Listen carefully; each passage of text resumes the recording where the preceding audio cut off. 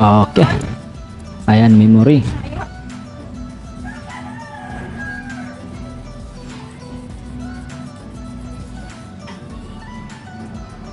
Lilinisin natin, no? Papakintabin gamit ang liha 1000 o kaya 1200.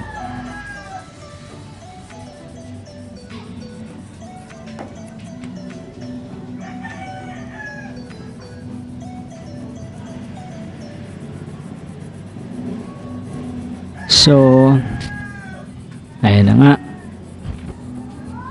Dandahan lang sa pagpahid, no? Ganito, ayan, ganyan lang.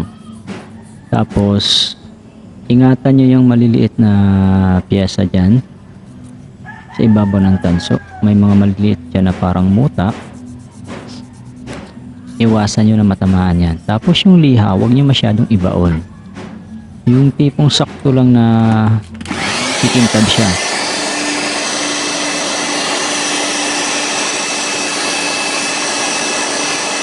So, ito pala. Lagyan natin ng lighter fluid. Yan po ay lighter fluid po yan, hindi po yan tubig. Kasi yung lighter fluid, mabilis siyang matuyo, no? Applyan mo ng brush. Tapos, punasan mo ng tissue.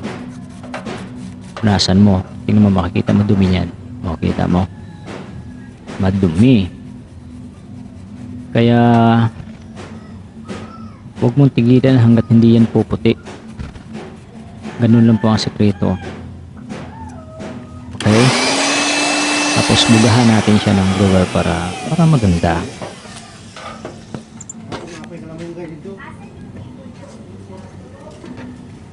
Salpak na natin. Ayan, kailangan tumunog. Kasi pag salpak mo na wala siyang tunog, ibig sabihin hindi yun pumasok. Hindi siya kapit na kapit.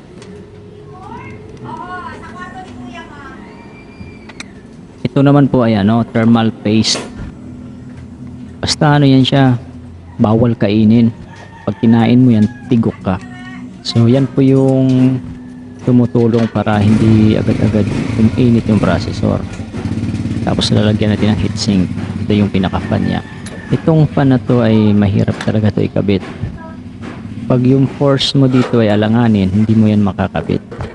Kasi napakatigas ng spring niyan.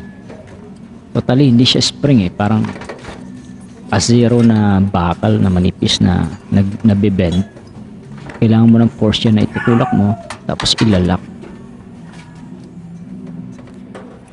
Yan, umiikot na. Okay, ngayon ikakabit na natin yung hard disk. Ito yung data cable ng SATA. Ito naman yung power cable. Yan, power supply po yan yung malapad. So yan po yung data SATA cable.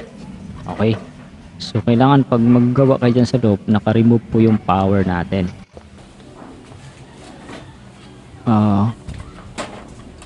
So dito naman tayo sa pangalawang unit, no? Pasensya na kayo, kanina diretso lang yun kasi hindi ko naman naisipan mag-record. Ayan po yung isang unit, bukas na po yan. Yan po yung mga gamit natin, may blower, Phillips screw, remove muna lahat ng lahat ng wire sa loob. Memory. Tapos ligahan mo. Ayan, lower. Pag natanggal na lahat ng supply sa loob, ligahan mo na siya. Tapos ayan, saglit lang ni-remove yan, pero tigas-tigas din yan.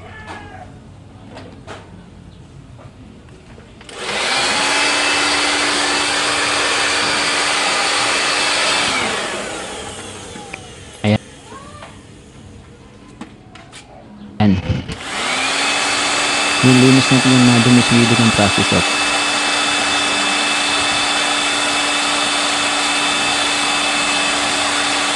Kasi yung alikabok, yan yung nag-post ng heat o init sa isang system unit mo.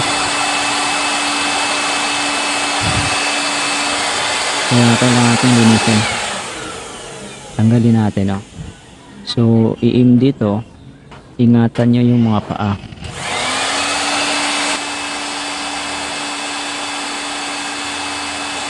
So, brusin mo lang dahan-dahan na matanggal yung alikabok.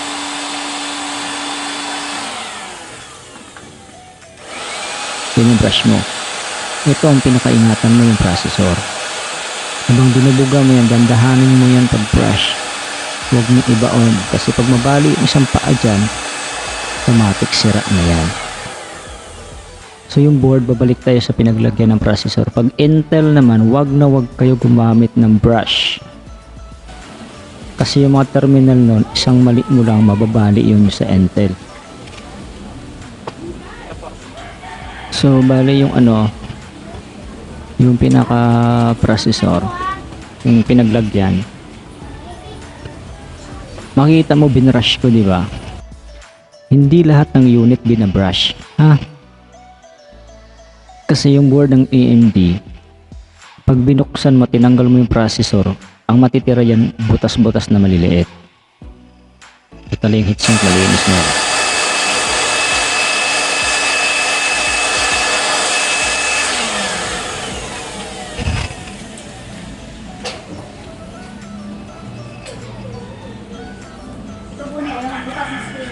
Ha?